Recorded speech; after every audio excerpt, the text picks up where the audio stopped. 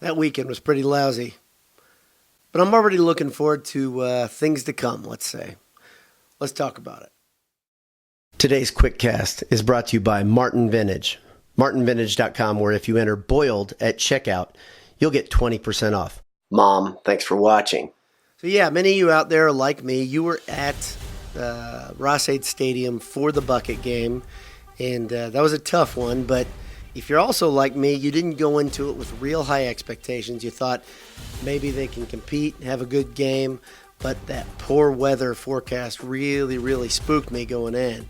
So I was pretty happy that not only did they come back from that 11-point deficit at the half, but also they just kept fighting. In spite of the fact they are so young and they are so underexperienced, this Purdue team showed a ton of fight.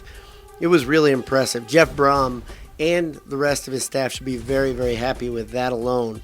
The fact that they took it into double overtime and lost by a small margin is pretty impressive, and I think it says a lot about what's to come for the program. Now, is it a victory? No, that's a moral victory.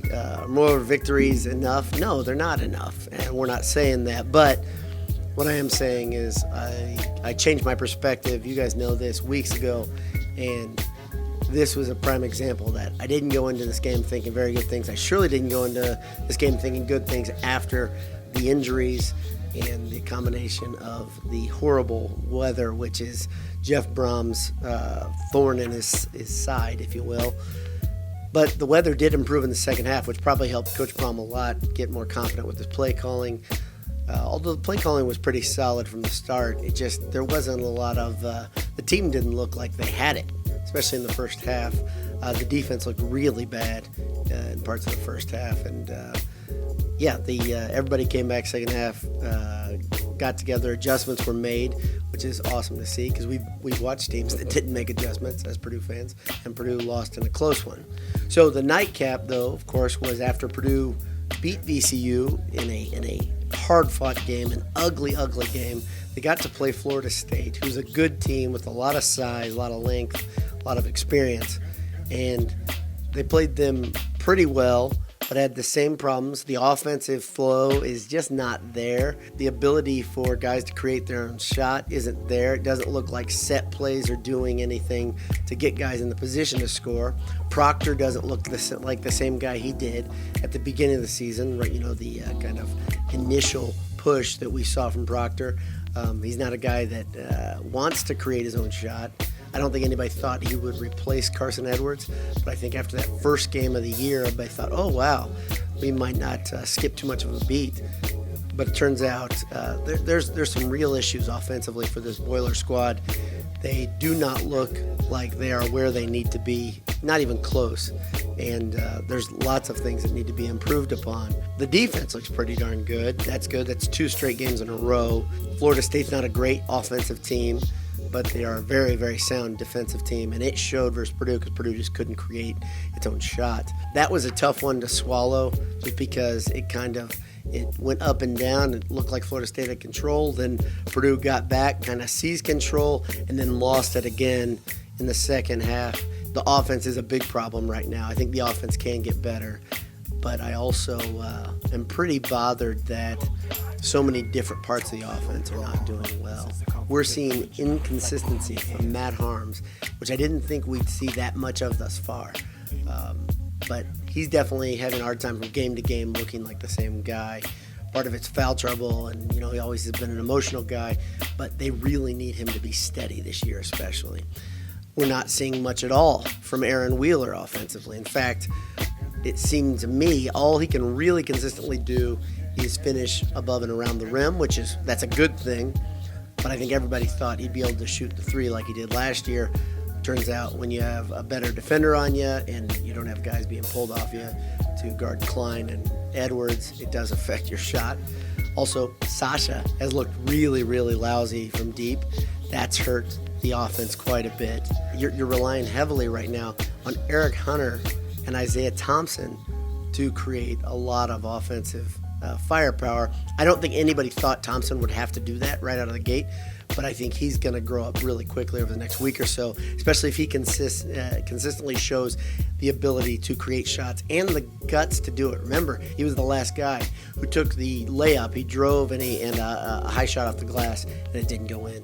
The game went into overtime, and Purdue couldn't close that thing out. So we had a final double overtime loss versus IU in football, and then a single overtime loss versus Florida State. Those are gut punches. Those are tough to take, especially in the same day. The good news is the Purdue football team is going to be really good next fall. And the good news is the Purdue basketball team is going to be really, really good next fall.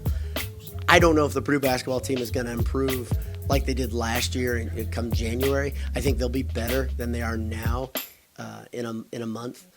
But I'm not so sure we'll see the dramatic improvement that we did last year as they just got into such a flow. Anish asked off the air, do we miss Greg Gary that much? Or is it, of course, the major losses that Purdue had on this team? They did lose a lot. I think it's a combination of things. There's a lot of changes happening. There's a lot of transition happening. The team needs to get a lot better. A big game coming up this week versus Virginia in Mackey Arena. It might be a bit of a rock fight. Neither one of these two teams have shown a ton of offensive firepower. Virginia, of course, though, has ground out some really, really ugly wins in the 40s. I don't think they have any problem doing that. I also don't think they have a problem if the pace dictates going up and scoring more. But they also lost a ton of shooting from last year's team. They lost two of their best scorers, of course, and they're trying to redefine themselves. The thing that they have, much like Purdue, is their defense will always create their offense. But they're even more of a defensive-minded team than Purdue, by a lot, probably. I think Purdue and the Big Ten get kind of a bad rap. Teams like Wisconsin and the old Purdue used to just grind and play that boring brand of basketball. Purdue really doesn't do that anymore. Purdue gets up and down the court pretty quickly when things are clicking. Virginia, I don't know if they really want to do that. In fact, I think they're completely okay with just not doing that and just beating you defensively and playing that style of basketball. Mackey Arena should be loud, although it does feel like some things have changed. The athletic department administration have changed some things. They took Hail Fire and IU Sucks out. They took some things out of football games, and those made a difference. I think almost universally the things that they have changed this year have been mistakes. And I don't understand why they would nitpick at these things. I don't understand why they would change so much of the game atmosphere when it seemed like things weren't broken at Mackey and Ross-Ade. I understand Mitch Daniels doesn't like IU Sucks. That's all well and good, but boy did it charge up those students, right? Doing it once a game, I don't see the harm in it. I never participated. I'm not a guy who yells IU Sucks at every game. I understand why some of you guys don't like it, but I also understand why a lot of you do. And I love the fact that it's a unifier. I love the fact that it was loud in Mackey. Those were good things, and those got the students lathered up. We need to get some of that back, there's no doubt. Welcoming Virginia this week, beating Virginia, and getting everybody back on the same page will go a long way in making this season something special. Let's see if they can do it. Thanks for tuning in. Have a great day, and God bless you. BS all the time.